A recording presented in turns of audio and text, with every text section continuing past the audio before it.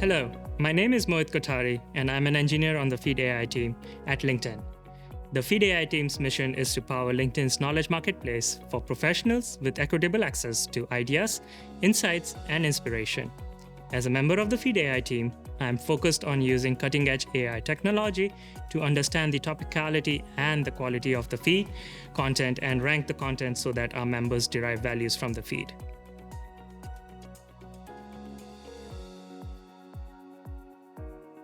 The data coding module is designed to evaluate a candidate's ability to translate data analytics and data mining concepts into code. There are typically two variations of this module. First variation consists of lead code style algorithmic questions with a possible emphasis on data. This means that some coding questions may require knowledge of AI-oriented domains such as probability theory, metrics, or vector algebra, which may not be encountered in a typical software engineering interview. The other variation of a coding question that may be asked is to implement a machine learning algorithm, such as simplified version of k-means or other algorithms. For these questions, candidates are expected to implement the algorithm from scratch while being allowed to use standard libraries for numerical or scientific computing.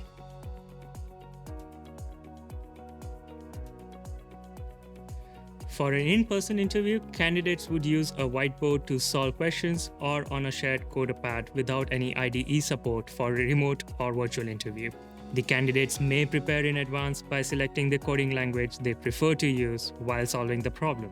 It is worth noting that we rarely write code without IDE support, so it's important to get used to writing code on a notepad or whiteboard. This will help the candidates consider the syntax and intricacies of the language they are using and make it easier to solve coding questions during the interview.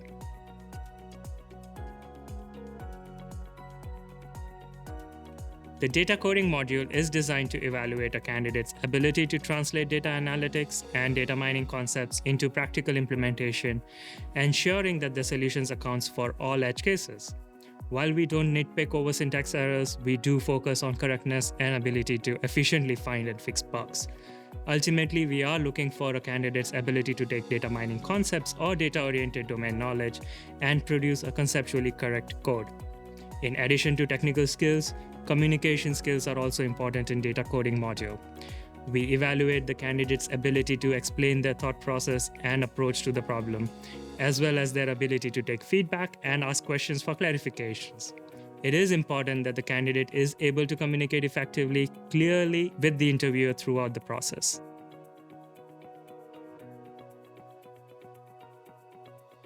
Do practice solving problems verbally on a whiteboard or in a collaborative text editor before the interview. Do ask clarifying questions about the problem or requirements. Do communicate your thought process and reasoning as you work through the problem. Do ask questions if they are stuck or unsure about something. Do listen to feedback and take suggestions from the interviewer. Don't start solving the problem immediately without understanding the problem or the requirements. Don't hesitate to ask for help or feedback. Don't panic or give up if they hit a roadblock. Take deep breath and keep trying. Don't rush to complete the problem. Take time and ensure the solution is correct. Don't ignore edge cases or input validation. Don't be overly reliant on external resources or copy-pasting code. There might be multiple solutions, and the candidate should be able to justify their solution and make well-reasoned trade-offs to improve the complexity of the solution. The code should be modular and easily extensible, as many questions can be followed with added complexity or details.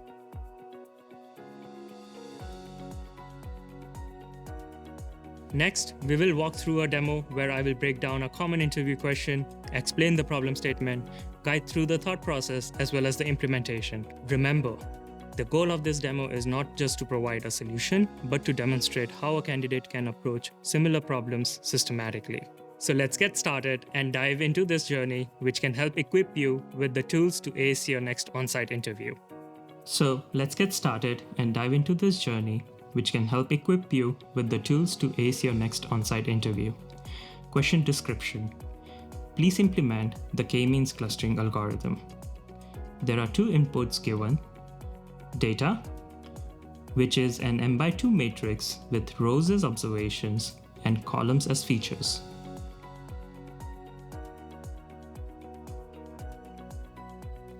And in addition, you're given K, which is the number of clusters. And we need to output the centers of the clusters mu1, mu2, mu3, and mu_k of the K clusters, as well as the cluster assignments of each example, mu1, mu3, mu1, associated with each example in the matrix. We can assume function signature to be k-means data, k. And let's get started. It is expected from the candidate that before jumping to the solution, time is spent on discussing the algorithm.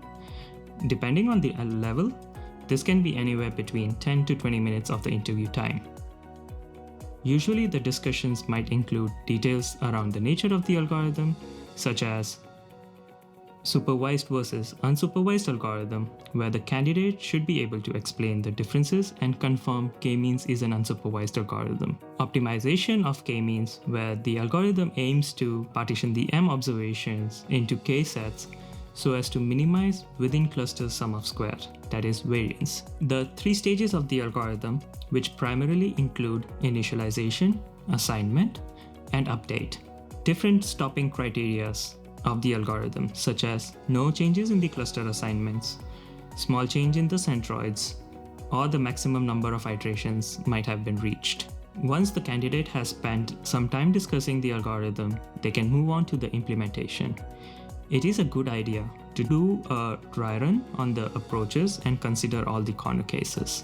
The candidate will be evaluated based on the efficiency of their solution and should try to identify time and space complexity of the solution they are proposing. For the problem, the expectation is that the candidate clearly understands the algorithm and are able to implement a basic version before the end of the interview. For staff, there could be discussions around the distributed aspects of the algorithm constraints and solutions. They are expected to be aware of the time constraints, and in situations where time is limited, they may choose to make assumptions regarding the use of certain methods for fundamental functionality. However, it is crucial to articulate these assumptions clearly, and if necessary, the interviewer may seek additional clarifications on the implementation. So here is the pseudocode for the expected algorithm.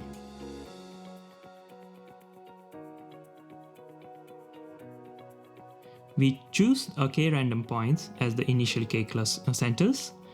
One way to initialize the centers could be just taking the random number between the mean and the max of the data points for each feature. Assign each example to the nearest center, thereby forming the initial k clusters. Computing the mean of each cluster, this forms the new clusters, and repeat step 2 and 3 until convergence. Let's work on the code. So we are given the definition,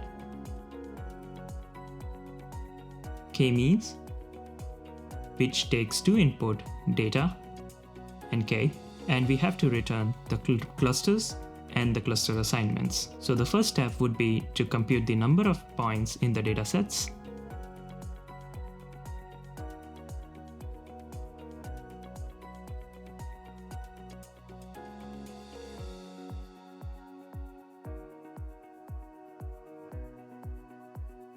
Second, as explained in the algorithm, we would compute the initial centers by taking the mean and the max. So let's compute the mean and the max.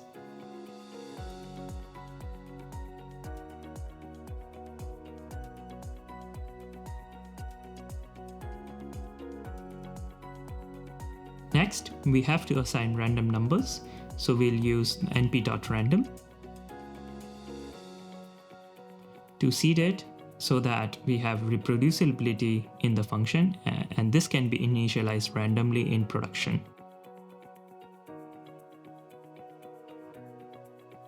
Compute the centers.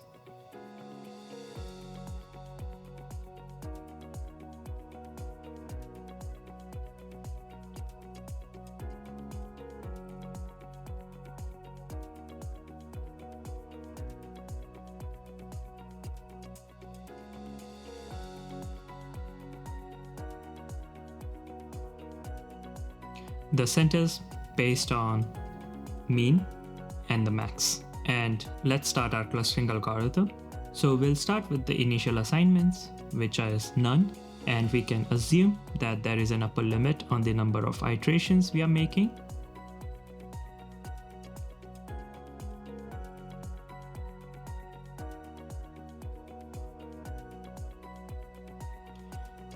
Put a limit on iterations, as it may take very long to converge.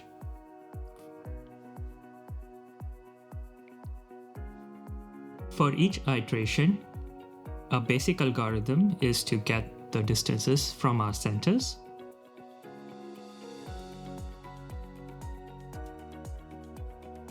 We get the closest center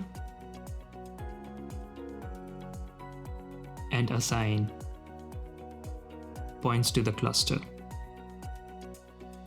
We compute the new centers, which can be the average distance between the points.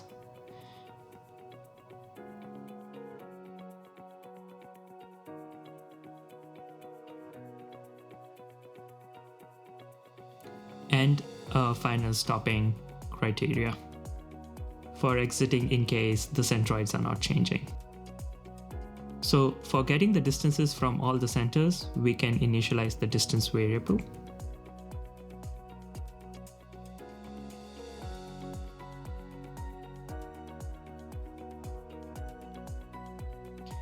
And for each cluster, we compute the distances, which is the Euclidean distance between the center and the point.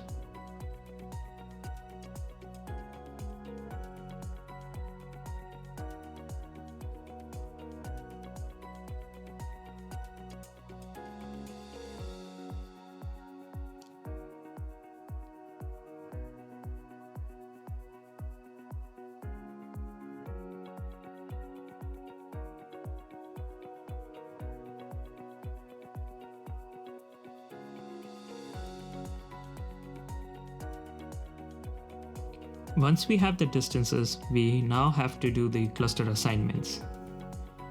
We can use the argmin to do the cluster assignments that has the minimum distance for each data point. And then we have to compute the new centers. For that, we can use the average distance between the data points. And so an easy way to do that is count the number of data points in the cluster, add the distance, and then take the average.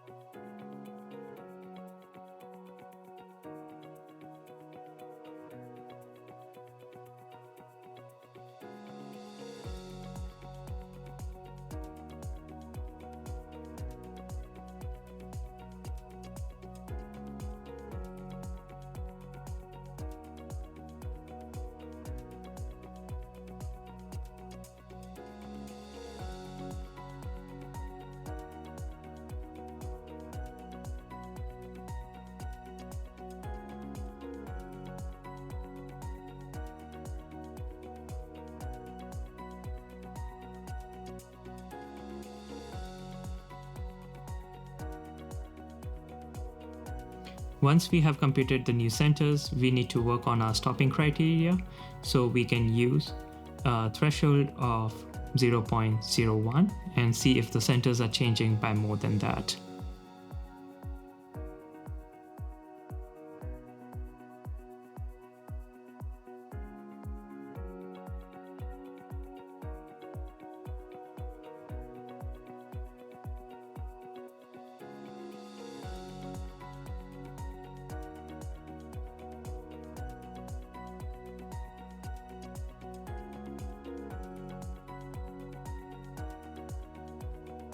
If they are not, that means we have reached convergence, and we are going to return the centers and the cluster assignments.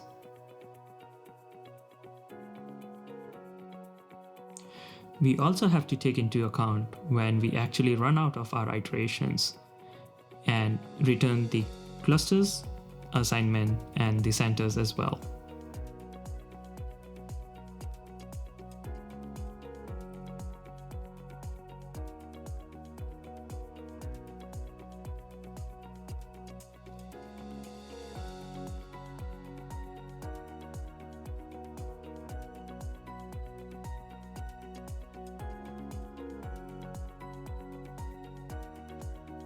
So that is it.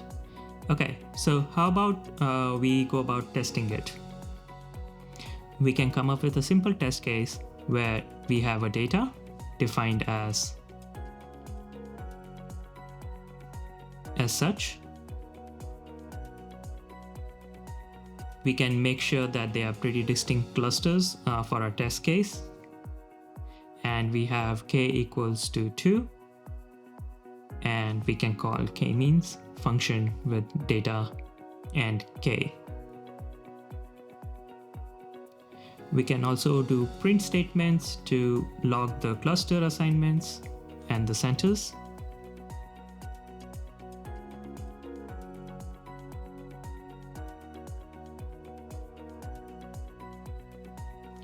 So let's run this. Okay. Looks like we have an error.